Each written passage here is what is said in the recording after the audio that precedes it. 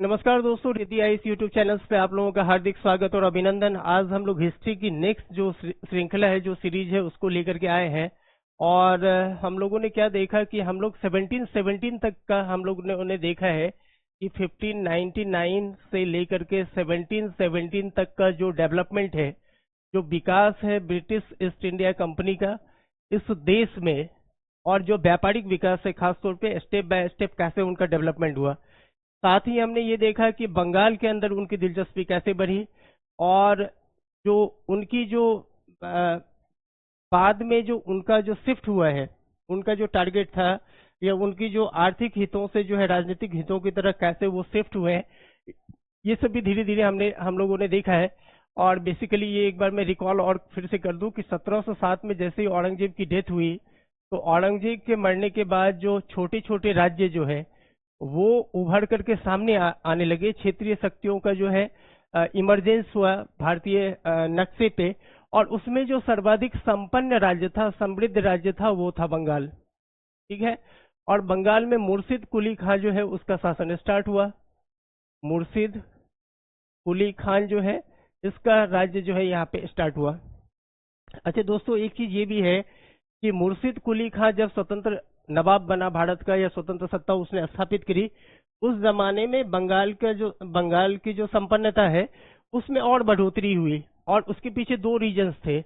एक तो इसने क्या किया कि राजस्व में उसने सुधार किया, राजस्व में इसने सुधार किया। और दूसरी, कृषि के क्षेत्र में जो है तमाम प्रयोग किया, और कृषि में के क्षेत्र में भी काफी कुछ सुधार हुआ बंगाल में। और इन दोनों ही वजहों से जो बंगाल की जो आमदनी है, बंगाल की जो आय है, बंगाल का जो राजस्व है, वो और इंक्रीज किया। ऑलरेडी मैंने बताया है कि बंगाल जो है ऑलरेडी पहले बहुत ही ज्यादा संपन्न राज्य हुआ करता था। और एक चीज और भी ध्यान देने वाली बात है कि हम जिस बंगाल की बात कर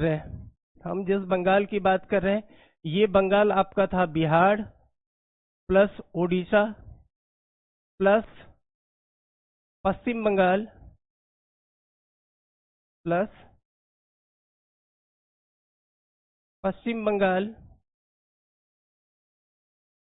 पश्चिम बंगाल प्लस पूर्वी बंगाल। इस पूरे बंगाल की बात हो रही है।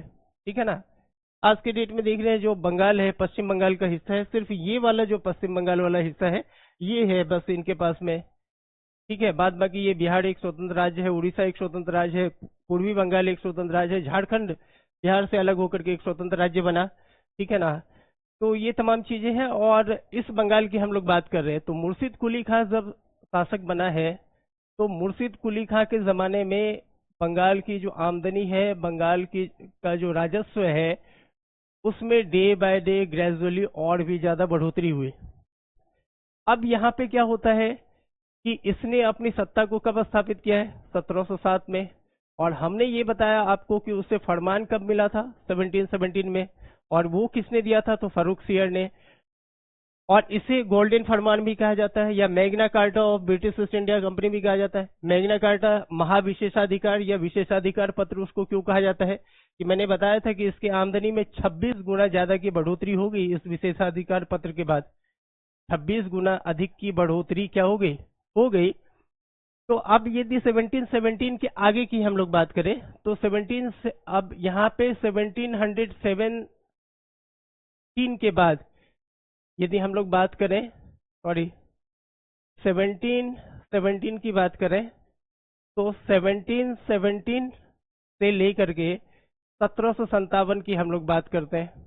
ठीक है ना। कि इस दरमियान क्या क्या घटनाएं घटित हुई, क्या ऐसी परिस्थितियां बनी कि 1717 में प्लासी का युद्ध हुआ। ठीक है ना। क्या क्या वो फैक्टर्स थे, कौन कौन से ऐसे कारक थे, कौन कौन सी ऐसे मतलब रिस्पॉन्सिबल फैक्टर्स थे जिसकी वजह से द बैटल ऑफ प्लासी जो है हुआ है। तो 1717 में जो है मैग्ना कार्टा मिला। अब इसके बाद क्या होता है कि जो ब्रिटिश ईस्ट इंडिया कंपनी है, कि वो डे बाय डे क्या करती है कि बंगाल में ना उसे एक स्पेशल जो परमिट मिला हुआ था, उसे कहा जाता था दस्तक। उसे कहा जाता था दस्तक। अब ये दस्तक क्या था?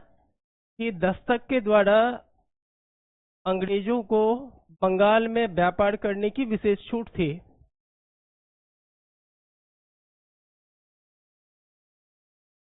दस्तक के द्वारा अंग्रेजों को बंगाल में क्या है कि दस्तक क्या था वो देख लेते हैं थोड़ा सा, कि दस्तक एक एक विशेष अधिकार था।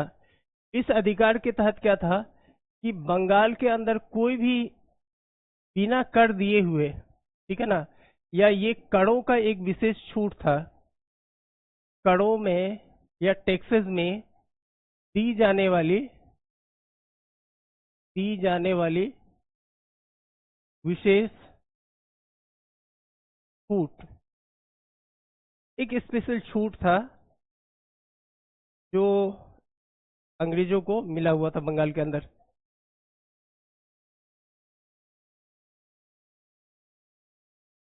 विशेष छूट, स्पेशल राइट था ये, कि ये बिना टैक्स पे किए हुए बंगाल के अंदर इंटरनल ट्रेड में ये दिलचस्पी ले सकते हैं और इंटरनल ट्रेड कहीं भी कर सकते हैं।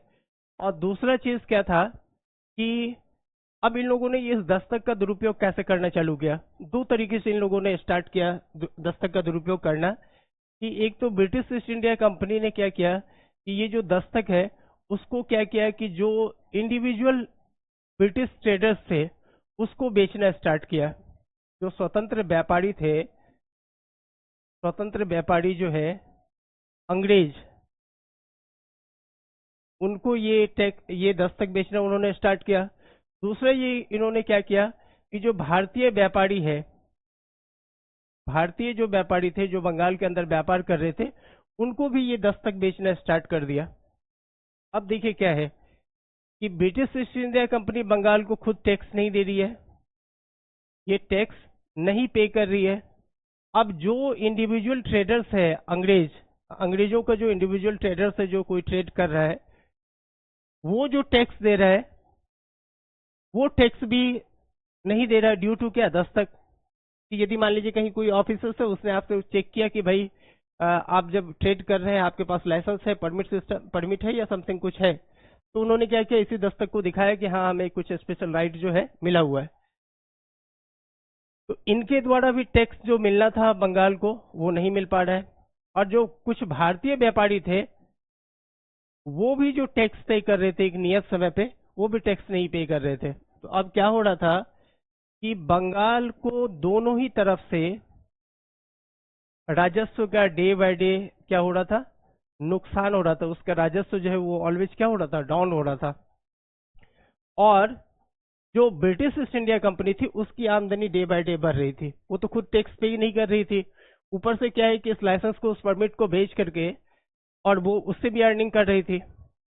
अब धीरे धीरे बंगाल क्या हो रहा था, खोखला होता चला गया, ठीक है ना। अब क्या है कि मुर्शिद कुली खान से लेकर के अलीवर्दी खां तक,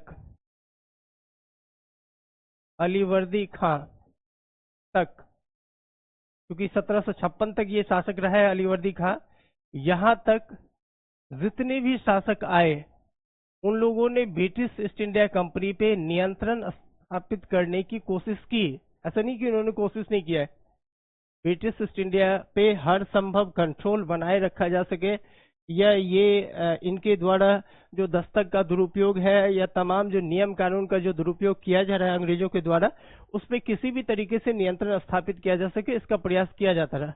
लेकिन ब्रिटिश ईस्ट इंडिया कंपनी जो है डे बाय डे ग्रेजुअली क्या कर रही है, अपने पावर्स को बढ़ा रही है, ठीक है ना, अपने आमदनी को बढ़ा रही है, अपना मजबूत जो डिफेंस सिस्टम है उसको खड़ा कर रही है। ये तमाम चीजें बंगाल के अंदर हो रही है। और अच्छा, एक चीज और भी गौर करने वाली बात है कि ये इतने मजबूत शासक नहीं थे जितने कि मुगल थे। इनके पास में जो केंद्रीय सत्ता है, केंद्रीय सेना है, उसका वो उतनी बड़ी संख्या में नहीं जितना मुगलों के पास में था। तो ये भी चेक एंड बैलेंस करके वो ब्रिटिशर्स को कंट्रोल में रखना चाहते थे। ये चाहते थे कि हमें ब्रिटिशर्स से आमदनी भी थोड़ी बहुत आती रहे और प्लस क्या है कि ब्रिटिश नियंत्रण में भी रहे। लेकिन ये नियंत्रण में हुआ नहीं। और फिर उसके बाद 1756 में जब अलीवर्दी खां की डेथ हुई तो सिराजुद्दौला नया नवाब बना बंगाल का। सिराजुद्दौला बंगाल का नया नवाब बना और यहां से प्रॉब्लम स्टार्ट हुई। जो बेसिक प्रॉब्लम है ब्रिटिश ईस्ट इंडिया कंपनी का, और प्रॉब्लम्स तो पहले से चला आ रहा था। बंगाल के नवाब के बीच में और ब्रिटिश ईस्ट इंडिया कंपनी के बीच के का जो प्रॉब्लम्स है डे बाय डे बढ़ता चला जा रहा था, उसकी जो दूरियां हैं डे बाय डे बढ़ती चली जा रही थी। लेकिन ये एक्सट्रीम पे तब पहुंचा, ये सर्वाधिक तब हो गया जब सिराजुद्दौला यहाँ पे नवाब बना। और सिराजुद्दौला ने क्या किया, इस पे हर संभव जो है नियंत्रण स्थापित करने का प्रयास किया। और इसी क्रम में उसने क्या किया कि कासिम बाजार फैक्ट्री पे उसने अटैक किया। जब इसकी बातों को नहीं माना गया, कासिम बाजार की फैक्ट्री जो है Bharat British East India company की, जो इनका हेड ऑफिस हुआ करता था, वहां पे इन्होंने क्या किया, अटैक किया। ठीक है। अच्छा, अब जब अटैक किया यहाँ पे, तो यहाँ से बहुत सारे अंग्रेज जो है वो भाग खड़े हुए। और बंगाल की खाड़ी में जो फुल्का आइसलैंड था एक, ठीक है ना, फुल्का एक द्वीप है जो ज्वारग्रस्त द्वीप था, वहां पे जाकर के उसने क्या किया, ज्वारग्रस्त द्वीप था, वहां पे उन लोगों ने छिप करके अपनी जान बचाई। ठीक है। एक चीज और भी हुआ है कि यहाँ पे जो बचे खुचे, यहाँ पे एक घटना हुई है, जो बचे खुचे अंग्रेज थे उसे उठा करके सिराजुद्दौला जो है वो आपका मई 1756 में है एक छोटी सी कोठरी में बंद किया, और उसमें से सिर्फ और सिर्फ 17 लोग जो है जिंदा बचे। और इस घटना को, और बाद बाकी जितने भी थे अंग्रेज, उसका दम घुट करके उसकी वहां पे मृत्यु हुई। और इस घटना को इतिहास में कहा जाता है काल कोठरी कांड। काल कोठरी कांड। इस कांड को प्लासी के युद्ध के लिए सर्वाधिक जिम्मेदार माना जाता है। यही वो घटना है जिसके बाद ये अवसंभावी हो चुका था, ये इस निश्चित हो चुका था कि प्लासी का युद्ध होना ही होना है। ठीक है।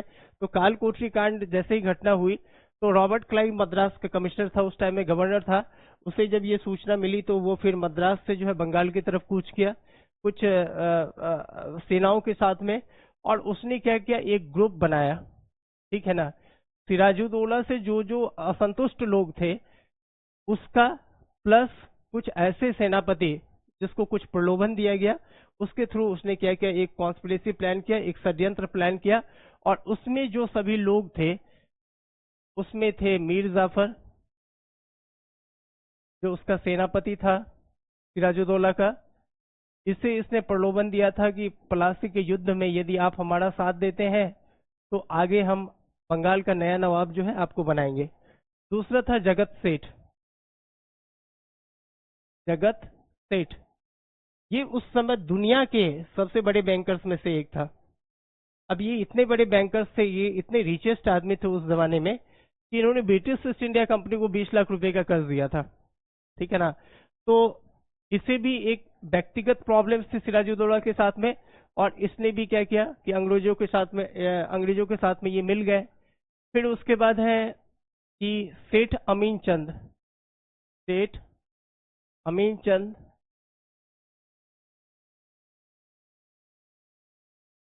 आदि। सेठ अमीन चंद जो है कासिम बाजार का प्रेसिडेंट था। और इन सबों को मिला करके रॉबर्ट क्लाइव ने सिराजुद्दौला के अगेंस्ट में एक ग्रुप तैयार किया।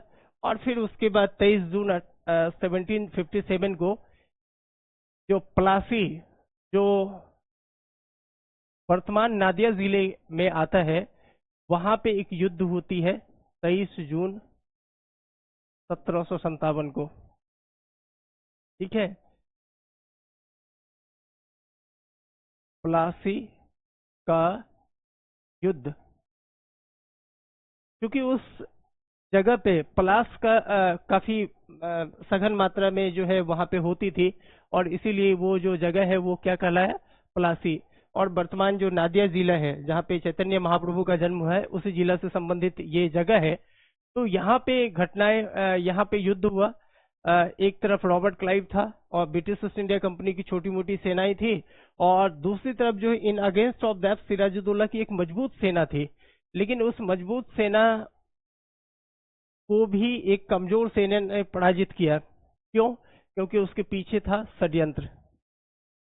उसके पीछे क्या था? षड्यंत्र। और बड़ी आसानी के साथ में इसने जीत लिया।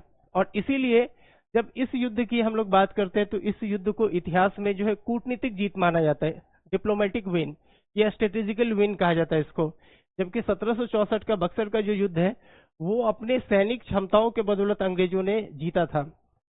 तो 23 जून 1757 को यहाँ पे British East India company, that means कि अंग्रेज और बंगाल के नवाब, अंग्रेज और बंगाल के नवाब सिराजुद्दौला के बीच में जो है युद्ध हुआ।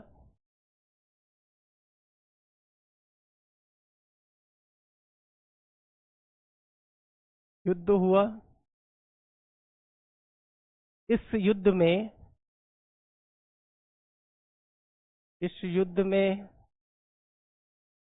अंग्रेज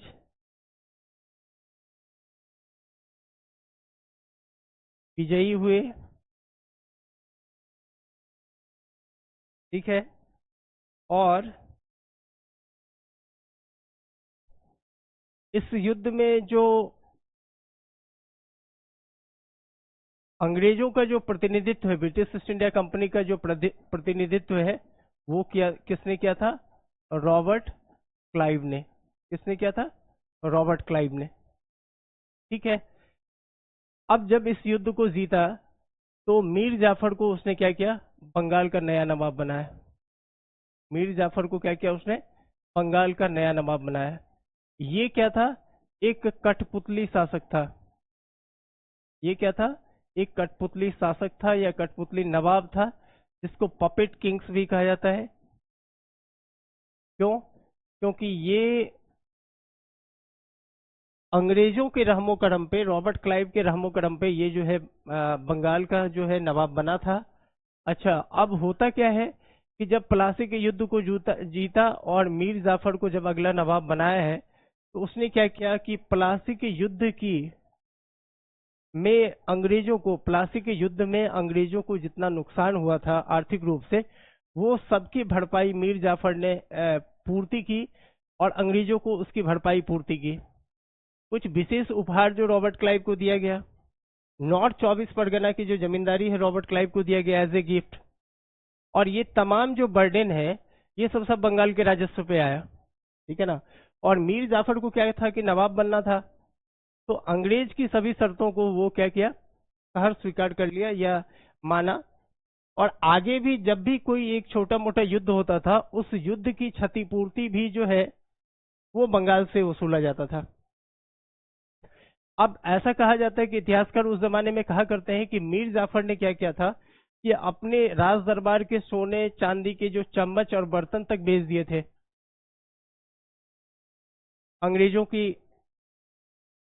अंग्रेजों की बातों को मानने में। ठीक है ना। या उसकी पूर्ति करने में, उनकी मांग को पूर्ति करने में। अब जब ऐसा लगा अंग्रेजों को कि मीर जाफर से जो है सेटिस्फैक्शन नहीं हो रहा है, संतुष्टि नहीं हो रही है, तो फिर उसने क्या किया? अगला नवाब बनाया मीर कासिम को। मीर कासिम को, जो इसका क्या था?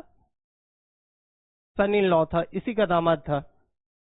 और ये कहा जाता है कि मीर कासिम बंगाल के तमाम नवाबों में, स्वतंत्र नवाबों में, दैट मीन्स कि मुर्शिद कुली खान से लेकर के और लास्ट में जितना भी हुआ नजमुद्दौला तक, जितने भी नवाब आए, या मान लीजिए आप मीर जाफर तक ही मान लीजिए, तो ये तमाम नवाबों में, जैसे सरफराज खान था मुर्शिद कुली खान का बेटा, ठीक है ना, अलीवर्दी खान था, फिर उसके बाद सिराजुद्दौला आया, फिर मीर जाफर आया, फिर मीर कासिम आया। इन तमाम नवाबों में सर्वाधिक योग्य और कुशल नवाब माना जाता है मीर कासिम को। और सर्वाधिक कम उम्र में भी ये नवाब बना था।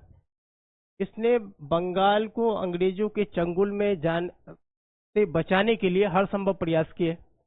जो भी हो सकता था व्यक्तिगत स्तर पे एज ए नवाब, उसने तमाम वो प्रयास किए जिससे बंगाल को बचाया जा सके। उसने हिंदुस्तान में पहली आर्म्स फैक्ट्री की स्थापना की। उसने अपने कैपिटल जो बंगाल का उस समय में कैपिटल था, मुर्शिदाबाद से मुंगेर ट्रांसफर किया। सॉरी पूर्णिया ट्रांसफर किया।